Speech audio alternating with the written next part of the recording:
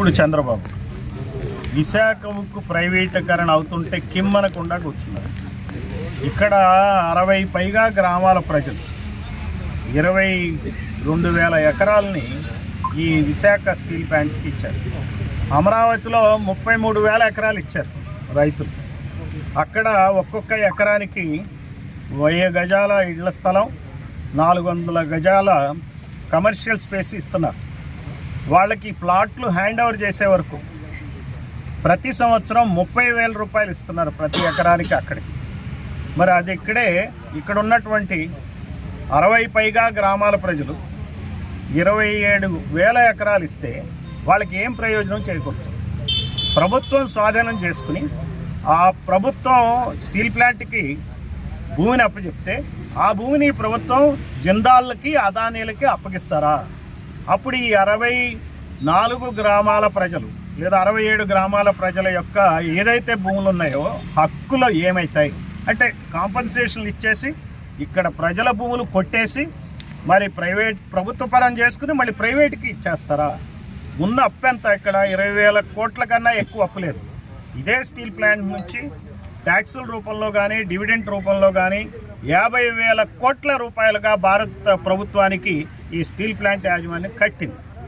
So ఇంత సేవ చేసినటువంటి, ఇంత రెవెన్యూ ఇచ్చినటువంటి స్టీల్ ప్లాంట్కి ఈ భారత ప్రభుత్వం తమకంటూ సొంత ఐరన్ ఓర్ కానీ లేకపోతే కోల్ కానీ లేకుండా చేసినటువంటి ఇటువంటి భారత ప్రభుత్వం ట్యాక్సులు కడుతున్నటువంటి స్టీల్ ప్లాంట్ని వాళ్లే చంపేసి దీనికి అప్పులు పాలైందని చెప్పి గగ్గోలు పెట్టి, మరి అప్పులు పాలైంది కాబట్టి వీటిని అమ్మేస్తామని చెప్పి జిందాల్కి అదానీలకి అమ్ముతారా?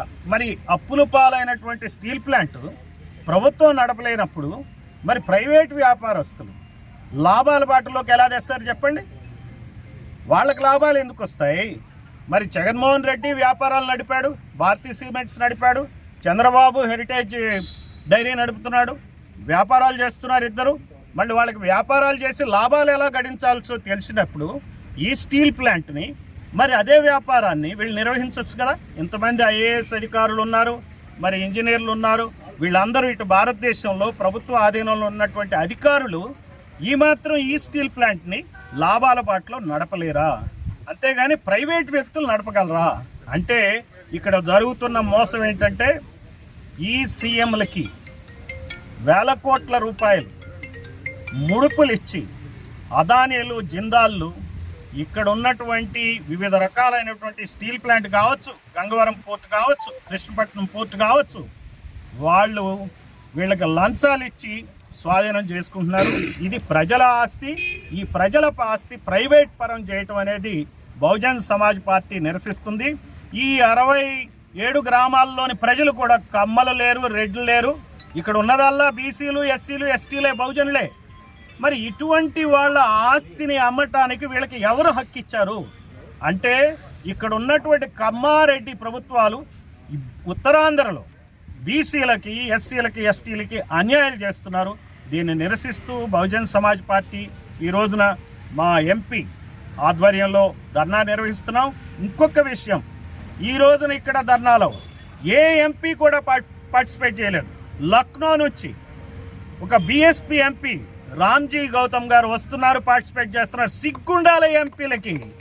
ఇక్కడ శ్రీభరత్ ఎంపీ ఉన్నాడు, కమ్మ సామాజిక వర్గం, అతనికి విద్యాలయాలు ఉన్నాయి, మరి రకరకాల గీతం యూనివర్సిటీ ఉంది, ఆస్తులు ఉన్నాయి.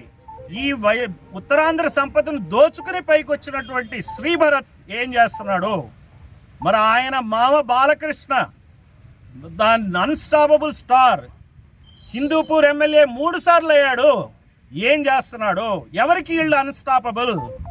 మరి ఆయన తోడల్లుడు లోకేష్ ఈ రోజున డిఫాక్టో ముఖ్యమంత్రిగా చలామణి అవుతున్నాడు. అతనేం చేస్తున్నాడు? మరి వీళ్ళందరికీ మించి చంద్రబాబు నాయుడు 4 సార్లు ముఖ్యమంత్రి అయ్యి ఈ ఒక్క సమస్యని పరిష్కరించలేడా? హుద్హుద్ తుఫాన్ వస్తే 10 రోజుల్లో 15 రోజుల్లో బస్సులో ఉండటం కాదండి గొప్ప విషయం. ఈ రోజున ప్రైవేటీకరణకి పోతున్నటువంటి స్టీల్ ప్లాంట్ని ఆపటంలో చంద్రబాబుకి ఎంత సమర్థత ఉందో చూపించమనాలా? లేనప్పుడు ఎందుకు మనకి ముఖ్యమంత్రులు ఎందుకు? ఈ దృష్టితో బహుజన్ సమాజ్ పార్టీ ఈ విషయాన్ని తీవ్రంగా పరిగణిస్తుంది. ఈ ఉత్తరాంధ్రలో బాగుపడినటువంటి రాజకీయ నాయకులు, ఉత్తరాంధ్ర సంపదను దోచుకున్నటువంటి నాయకులు, వలస నాయకులు, ఇక్కడి వాళ్ళు కాదు వాళ్ళు. అందువల్ల ఉత్తరాంధ్ర ప్రజలు గమనించాలా, ఈ నాయకుల్ని ఈ ప్రాంతం నుంచి తరిమి కొట్టాలా, తరిమి కొట్టి బుద్ధి చెప్పాలా, తిరగనేయకుండా చేయాలా. శ్రీభరత్ కావచ్చు, అంతకుముందున్న ఎంవివి సత్యనారాయణ ఎంపీ ఆడు అతను కావచ్చు, గంటా శ్రీనివాసరావు రిజైన్ చేసి ఇప్పుడే చేస్తున్నాడు. ఏమిటి వీళ్ళు చేసే పని ఏంటి? ఈ ప్రజలకు ఏం చేస్తారు? ఇక్కడ ఉన్నటువంటి ఉత్తరాంధ్ర ప్రజలందరూ చాలా అమాయకులని, ఈర్ష్య అసూయ ద్వేషాలు లేనివారని, శాంతి కాముకులని, మంచి వాళ్ళని మీరు దోచుకుంటారా? ఇది ఎంతటి అన్యాయం చెప్పండి.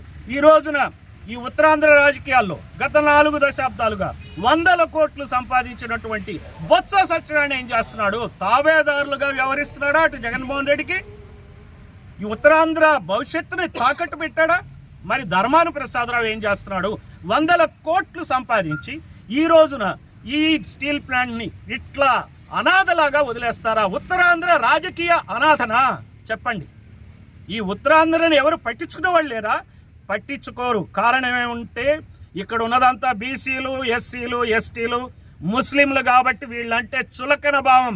వీళ్ళ సీట్లు కావాలా, వీళ్ళ ఓట్లు కావాలా, వీళ్ళ ప్రభుత్వాలు కావాలా, వీళ్ళని దోచుకోవాలా. ఇది ఈనాడు తెలుగుదేశం కానీ, వైసీపీ కానీ, కాంగ్రెస్ కానీ వాళ్ళు చేసే పని. ఇక్కడే ఎంపీ అయినటువంటి కేంద్ర మంత్రి పురంధేశ్వరి ఏం చేస్తుంది చెప్పండి? ఈ రోజున వెళ్ళి మోడీ చేత ఒక స్టేట్మెంట్ ఇప్పించాలా పురంధేశ్వరి? ఆమె కేంద్ర మంత్రి కావాలని ఊళ్ళెరుతుంది. ఎందుకండి మీకు ఈ మంత్రి పదవులు?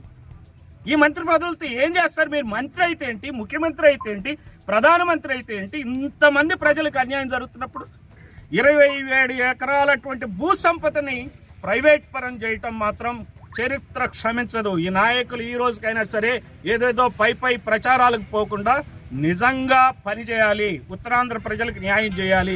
ఈ వలస రాజకీయాలను ఉత్తరాంధ్ర ప్రజలు తిప్పికొట్టాలి. ఆ డైరెక్షన్లో బహుజన్ సమాజ్ పార్టీ బీసీలకి, ఎస్సీలకి, ఎస్టీలకి, ముస్లింలకి వెన్నుదన్నుగా ఉంటుందని చెప్పి ప్రకటిస్తున్నాం.